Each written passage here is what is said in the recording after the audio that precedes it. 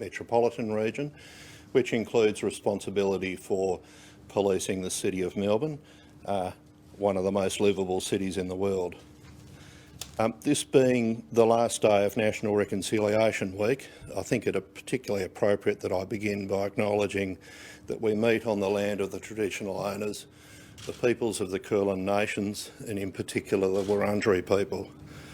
I acknowledge with all my policing colleagues their custodianship of the land and the waters on which we meet, and their custodianship of these places over countless generations, and I pay my respects to elders past, present and emerging. I'd also note that an acknowledgement of country and recognising that in being welcomed to country, which is a privilege generously extended to us by our traditional owners, carries a promise from all of us that those who are welcomed will care for the land, the waters and the people we find here. So Victoria Police, your police, who keep us safe in this city, bear that commitment and responsibility to all who come here. It is our job to keep this city and those who come here safe from harm. We are aware, Victoria Police is aware of a planned protest in the CBD on Saturday afternoon, we understand to take place at Parliament House. We understand the protest is being organised by members of the Aboriginal community in response to the Black Lives Matter movement and recent events in the USA following the tragic death and alleged murder of Mr George Floyd. We're aware that the activity will take place in the CBD and likely occur in the vicinity of Parliament House from shortly after midday on Saturday. We understood there were several protests that were originally organised, and Victoria Police has been engaging with the organisers of those protests, and those organisers have decided that they would instead proceed with a single protest planned for outside Parliament House. The key object of our engagement with the organisers of the protest is to work with them to find a way for the protest to be conducted as safely as possible and in a way which allows protesters to give voice to their concerns, but also allows us from a policing perspective to keep everyone in the city safe, including protesters. We're also aware that counter-protest activity may be planned. We have seen this in previous protests, and we're very much alive to this, and this is being factored into our planning. And I want to be very clear in saying that Victoria Police understands and acknowledges the anger and frustration people feel about events taking place overseas and which are dominating our TV. We absolutely understand the sentiment and the anger that lies behind that, and we're very keen to support community here in giving voice to their concerns and their protest and ensuring that the city is kept safe, that people in the city are kept safe and protesters are able to lawfully exercise their right to protest. The issues taking place in other parts of the world reinforce the importance of the deep relationships Victoria Police has with different communities, and we certainly don't take these relationships for granted. We don't always get it right, but we are committed to working extremely closely with the Victorian Aboriginal community to continually improve our policing practice, our services, and enhance our response and make strides in breaking down barriers between police and community. We have, since it's been in inception, been active members and supporters of the Aboriginal Justice Forum and the Aboriginal Justice Agreement, and we have made significant commitments and improvements to our practice and our understanding in policing practice in partnership with our Aboriginal community partners through that process. Alongside working with our community stakeholders, they play a pivotal role in helping us, your police, understand how we can work together to reduce the overrepresentation of Victorian Aboriginal community in the justice system. The Victoria Police is also committed, and we've long been committed to strengthening our partnership with the Victorian Aboriginal community through Aboriginal self-determination. And our partnership with the Aboriginal community is very important to us.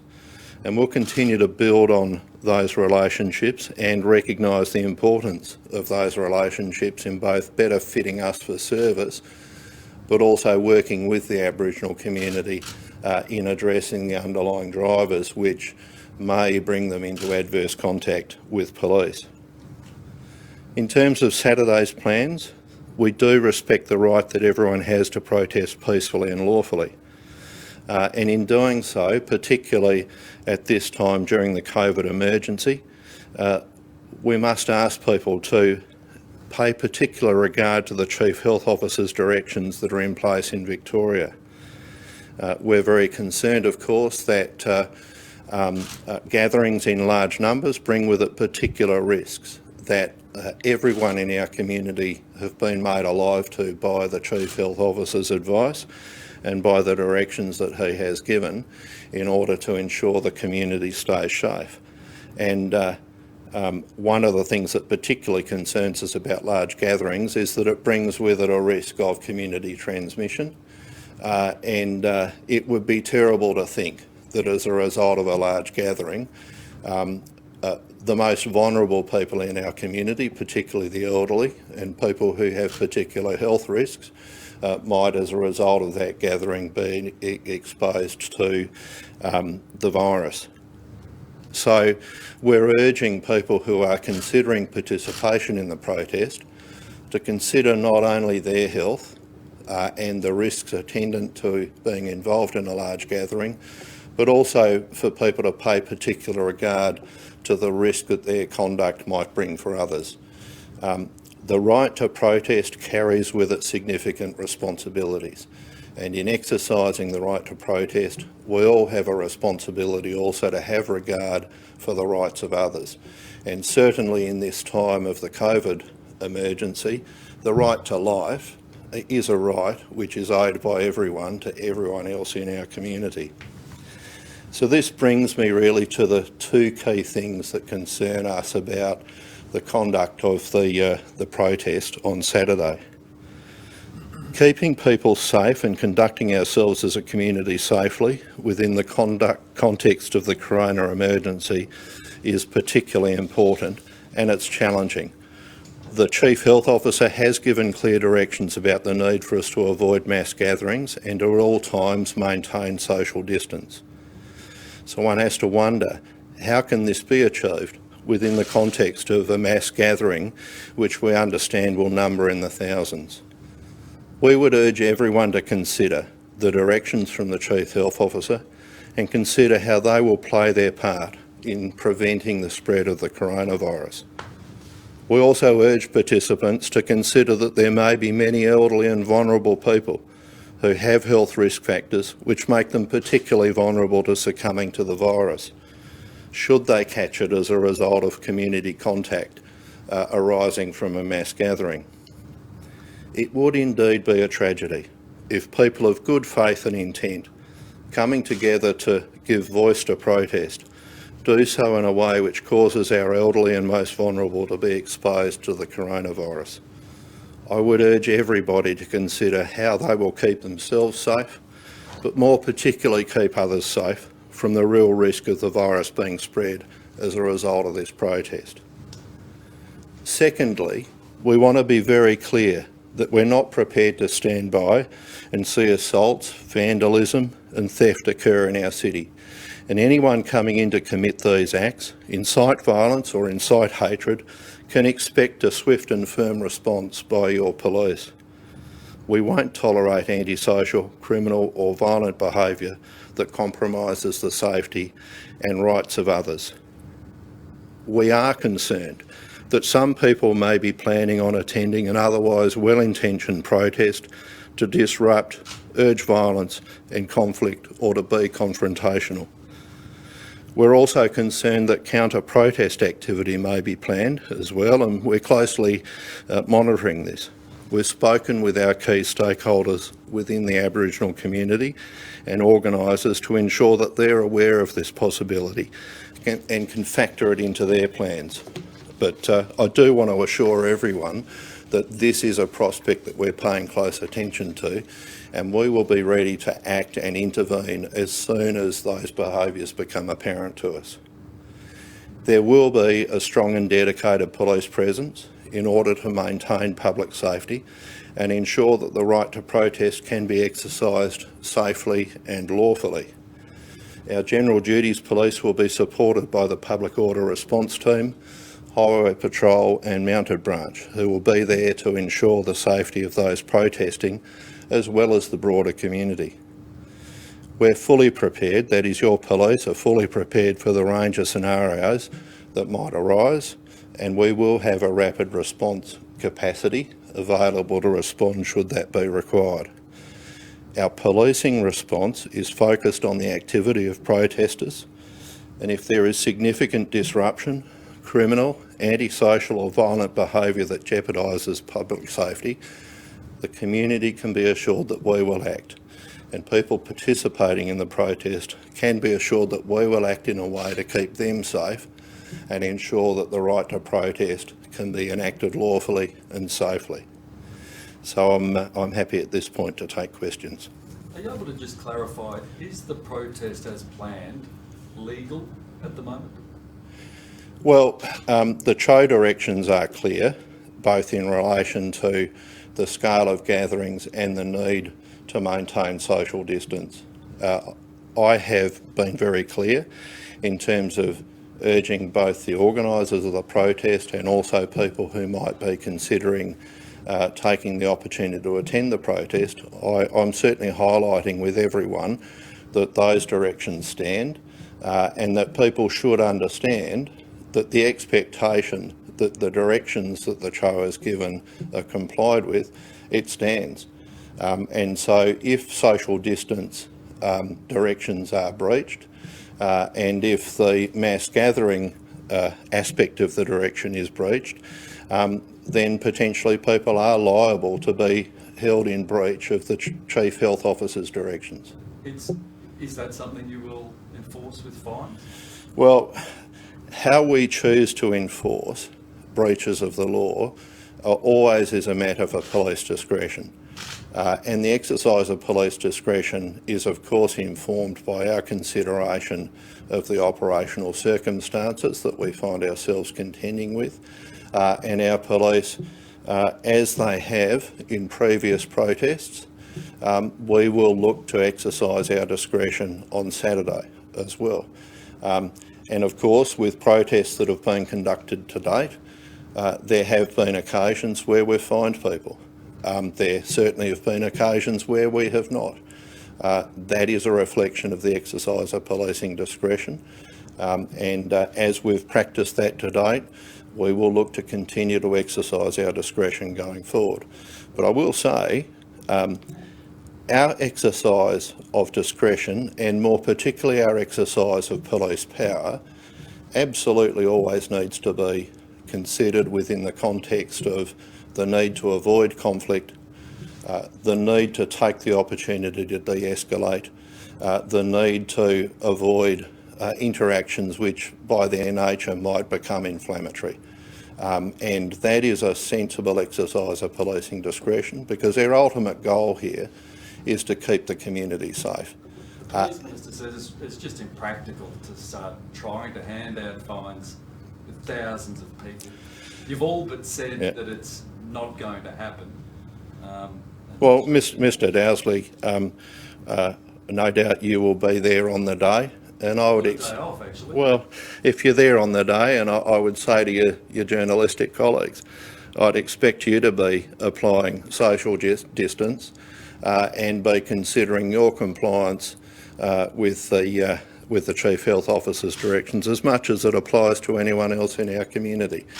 But in the end, as you know, Mr Dowsley, police have had occasion to exercise their discretion in relation to how we deal with people that we consider might be not complying with the law, and we'll always exercise that discretion in the interests of safety and in the interests of mitigating the risk of conflict and in the interests of ensuring ultimately that expectations around behaviour, particularly the requirement for people to behave lawfully, those expectations are upheld. Given it's likely to breach numbers of permitted gatherings under the current laws, you've said you urge participants to consider the risks. Yes. Going. Would you not be instead urging them to consider not going? Well, absolutely, Mr Dowsley. I mean, one of the considerations that I would urge the community consider is how the risk of participation in a mass gathering in and of itself generates a significant risk of community-based transmission of a virus which to date, in relative terms, when you look at what's been happening around the world, the Victorian community has been remarkably successful in avoiding.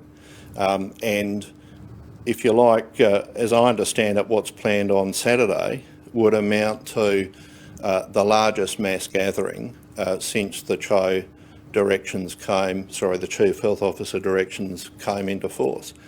And so Saturday presents as a real potential tipping point. Now, I'm not a medical practitioner. I'm not a health specialist. I can only go on the advice and guidance that the Chief Health Officer has provided to us, and I'm taking the opportunity here today to highlight that those directions and that advice stands. And I'd urge members of the community to have regard to that, and as the community by and large has to date, exercise their own discretion and make their own choices about playing their part in avoiding the further spread of this virus through our community. So is Victoria Police saying to people who are planning on going, do not go? Well, we're certainly saying, as we would to any citizen, please have regard to the Chief Health Officer's directions, please obey the law. Well, that means don't go. And the bottom line for us is, if anyone is faced with a choice between abiding by the law or breaking the law, of course the police would prefer people to obey the law. You're never going to find a police officer saying to anyone in the community, oh look, here's a get out of jail ticket or here's a licence to break the law. The law stands, and we would urge everyone in the community to take note of that and behave accordingly, because in the end, complying with the law isn't down to police enforcement. By and large, complying with the law is down to the community voluntarily complying with that law. And if we didn't have the benefit of community participation and community compliance, we would find ourselves in a situation where it would be nigh on impossible to police. Victoria Police relies heavily on trust in the community. Victoria Police relies heavily on compliance in the community. We don't want to be in enforcement mode, being Robocop. We actually much prefer to work with community, to support the community in working together to ensure wider community safety, and particularly within the context of the coronavirus emergency, making sure that we all conduct ourselves in a way that continues to prevent the spread of that virus. Are you able to elaborate a little on the counter-protests that you suspect might happen? What makes you suspect that? Well, we certainly have seen evidence of that occurring in previous protests, and we have been alive to that, and we have taken the opportunity in previous protests to interdict those activities at the earliest opportunity. And we'll be looking out for that on Saturday, and I can assure you that if we see it, we will have the capacity to deal with it. Is there specific intelligence that anything... I'm not going to talk about intelligence, but what I am talking about is our experience. And so in past protests, we have seen counter-protest, and we have dealt with that through early interdiction, and I'm making the point that we will be in the position to do so on Saturday if that's required. And what advice would you give, I guess, to the organisers and also, I mean, your own officers who will be there and attendees who do go, kind of safety advice around the pandemic and what they should be doing? Well, of course, coming to you today to highlight our concerns is a key part of that. We would prefer that this protest would occur at another time.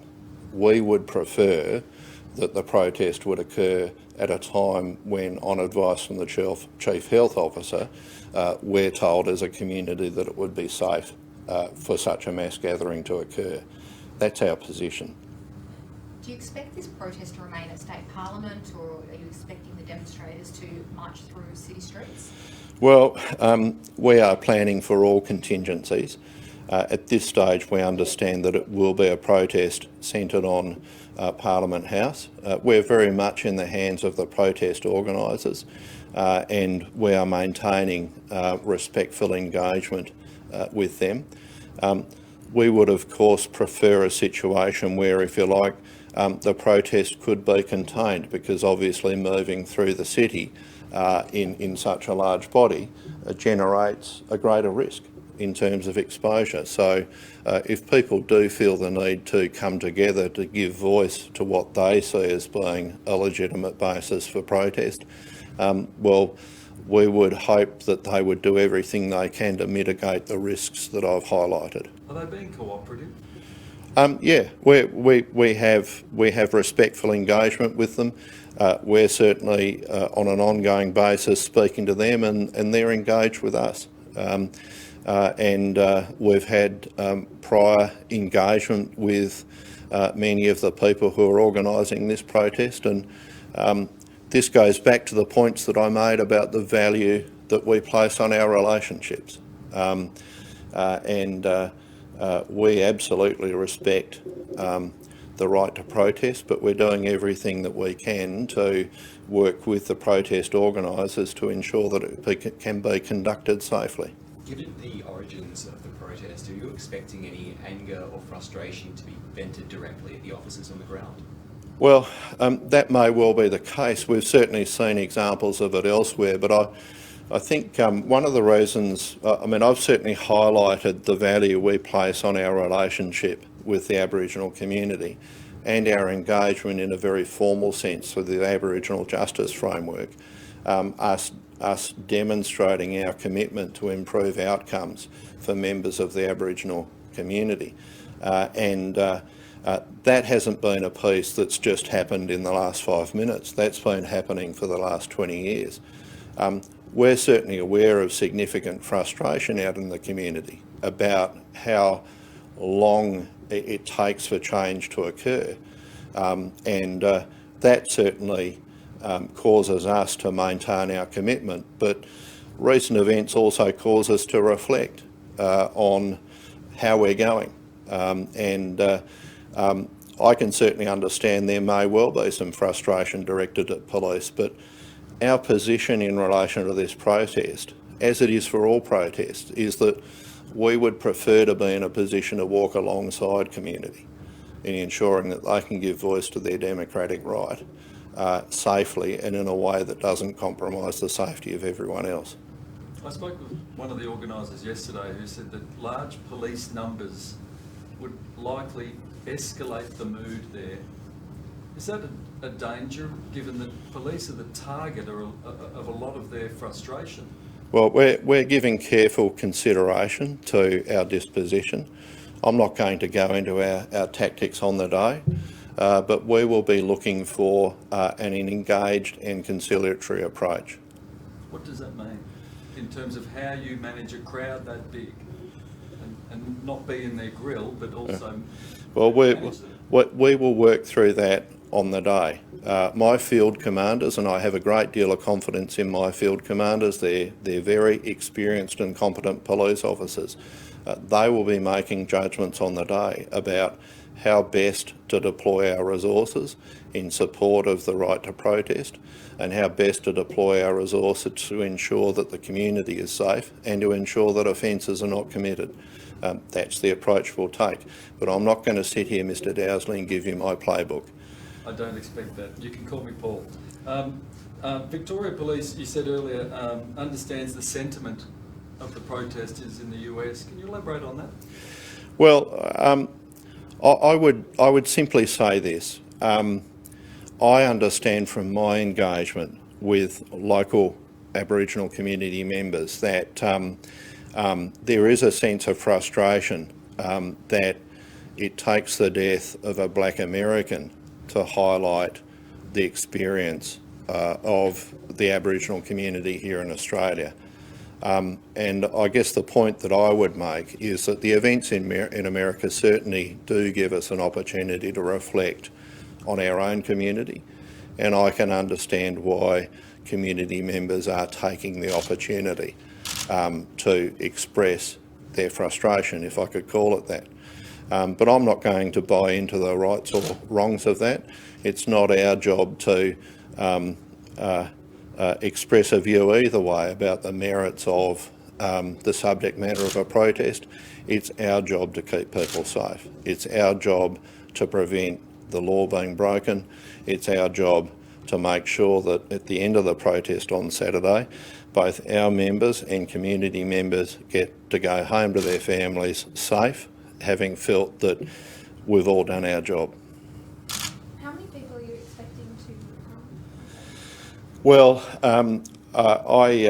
that would be in the realm of speculation.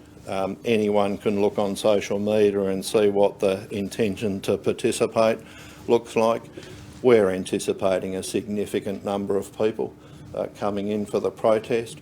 We're taking this opportunity to urge everyone to think very carefully about their participation in that and consider the very real risks that being part of a mass gathering generates for not only themselves but the broader community. Great, I think that Thank you. Thank you.